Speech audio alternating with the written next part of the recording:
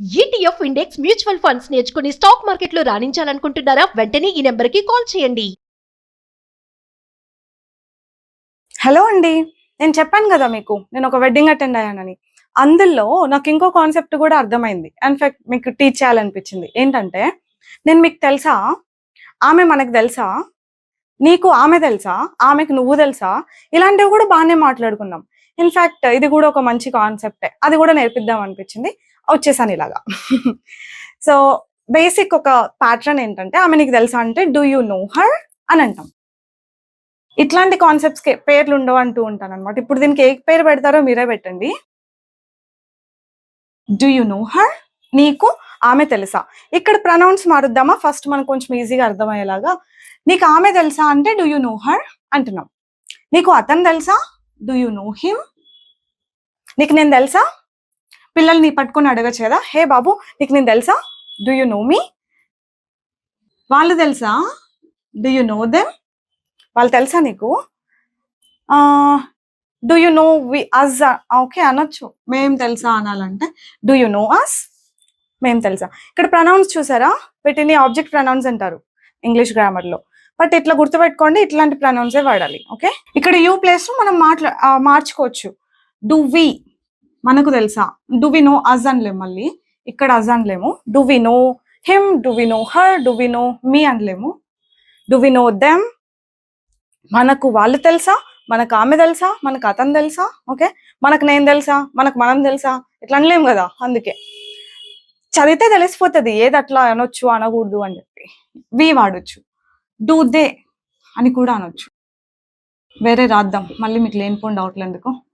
Do they know her, వాళ్ళకి ఆమె తెలుసా. డూ దే నో హిమ్, వాళ్ళకి అతను తెలుసా. డూ దే నో మీ, వాళ్ళకి నేను తెలుసా. డూ వి నో దెమ్, ఇక్కడ వీళ్ళు వేరు వాళ్ళు వేరు. ఓకే, వీళ్ళకి వాళ్ళు తెలుసా, వాళ్ళకి వీళ్ళు తెలుసా, ఇట్లా ఉంటది అనమాట దీని మీనింగ్. ఇక్కడ ఎవరు ఎవరికి అన్నది ప్రొనౌన్స్ పెడితే, ఐ మీన్ నౌన్స్ పెడితే క్లియర్ గా ఉంటుంది. బట్ సెంటెన్సెస్ ఇట్లా ఉంటాయి అని చెప్తున్నా అంతే. డూ ఐ నో హర్, నాకు ఆమె తెలుసా. ఇలాంటి క్వశ్చన్ అడుగుతామంటే నాలాంటి వాళ్ళు అడుగుతారనమాట. ఎందుకంటే I'm not good at remembering people. అందరినీ గుర్తుపెట్టుకోలేను, అది ఏంటో నాకు అదో డిఫెక్ట్ అనుకోవచ్చు. నాకు ఆమె తెలుసా, వాళ్ళు తెలుసా, నాకు ఎక్కడో చూసినట్టున్నా, ఇట్లా నేను మా వాళ్ళ పక్కన ఉన్న వాళ్ళని అడుగుతూ ఉంటా. అట్లా నాలాంటి వాళ్ళు ఎవరైనా ఉంటే ఇట్లాంటి సెంటెన్స్ హెల్ప్ అవుతుంది. డూ ఐ నో హిమ్, నాకు అతను తెలుసా, ఇలాగా డూతో. ఇప్పుడు ఆమెకి మనం తెలుసా, అతనికి మనం తెలుసా, వాళ్ళకి తెలుసా, అట్లా రాసేసినాం. ఇప్పుడు చూడండి, అప్పుడు డూ అనము, డస్ అంటాం. ఇప్పుడు ఆమె అతను గురించి మాట్లాడుకుందాం. ఓకేనా, ఆమెకి నేను తెలుసా, వెళ్ళి ఇది ఆమెకి ఇవ్వు అంటే వెళ్ళి ఆమెతో మాట్లాడని నాకు చెప్పారనుకోండి, నేను తెలుసా ఆమెకి, నువ్వు వెళ్ళు ఆమె గుర్తుపడుతుందిలే, ఆమెకి నేను తెలుసా. Does she know me, question, does she know me, నేను తెలుసా ఆమెకి. డస్ షీ నో హిమ్, ఇట్లాంటివి సిచ్యువేషన్ ని బేస్ పైన వస్తూ ఉంటాయి అనమాట. ఆమెకి అతను తెలుసా. డస్ షీ నో అస్, ఆమెకి మనం తెలుసా. డస్ షీ నో దెమ్, ఆమెకి వాళ్ళు తెలుసా. అగైన్ చెప్తున్నా కదా, ఇట్లాంటివి వాడతామా అంటే సిచ్యువేషన్ వస్తే వాడాల్సిందే, తప్పదు. వేరే ఒక స్ట్రేంజ్ పర్సన్ ని పిక్ చేసుకోమని పంపించామనుకోండి, గుర్తుపడుతుందా, ఆమెకు తెలుసా వాళ్ళు. చూసారా, ఇట్లాంటి సిచ్యువేషన్ లో వాడమా, అట్లా సిచ్యువేషన్ వస్తే వాడాల్సిందే. అతనికి అంటే హీ పెట్టుకోండి, same. Does he no me, does he know her, అతనికి ఆమె తెలుసా. డస్ హీ నో హిమ్, అతనికి ఇంకొక పర్సన్ తెలుసా. అలాగా మనం పేర్లు పెట్టుకుంటే ఇంకా ఈజీ, ఇట్లా ఈ ప్రొనౌన్ తో కన్ఫ్యూజన్ లేకుండా. Does he no my sister, అతనికి మా సిస్టర్ తెలుసా. Does he no my father, అతనికి నా ఫాదర్ తెలుసా.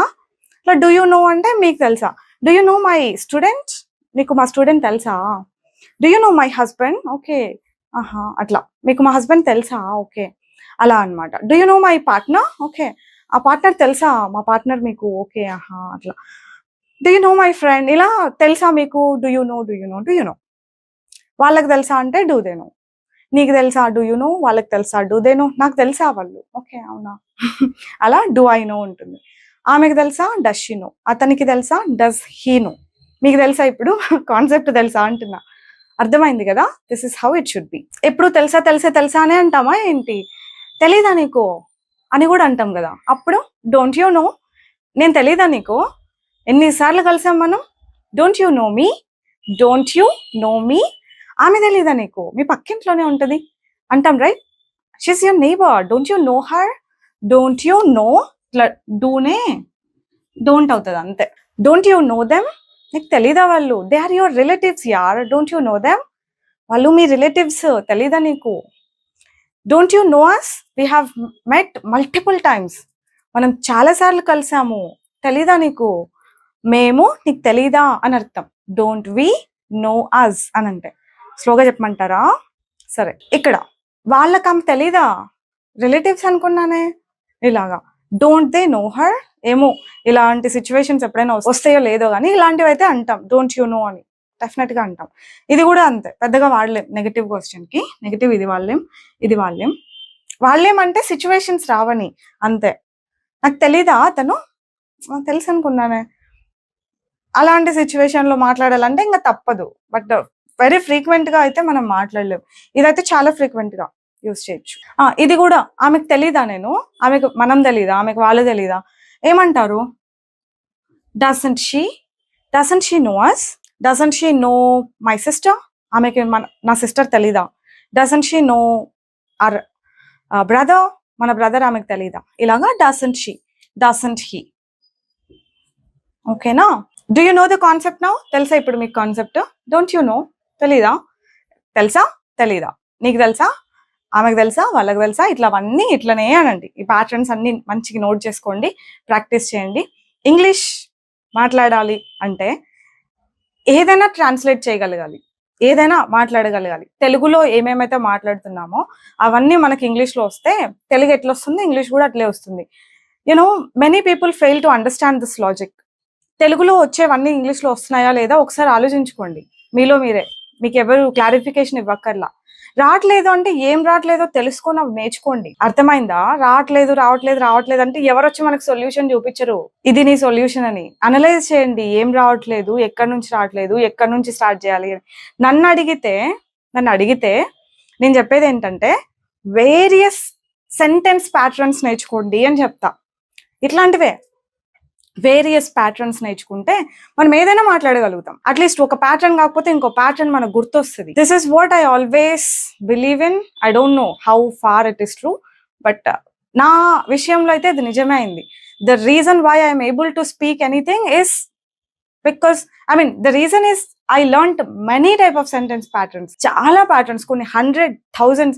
మీరు ఒక సంవత్సరం పాటు క్లాస్కి అటెండ్ అయినా, నేను ఇదే చెప్తా, సంవత్సరం పాటు క్లాస్కి అటెండ్ అయినా రోజు ఒక కొత్త కాన్సెప్ట్ టీచ్ చేసే అన్ని ప్యాటర్న్స్ ఉంటాయి ఇంగ్లీష్లో. అన్ని నేర్చుకున్నాను కాబట్టి I'm at least able to speak comfortably. That's it for today అండి. I hope you understood what you have to do. I'll see you all next time with some other concept. Bye bye. Take care.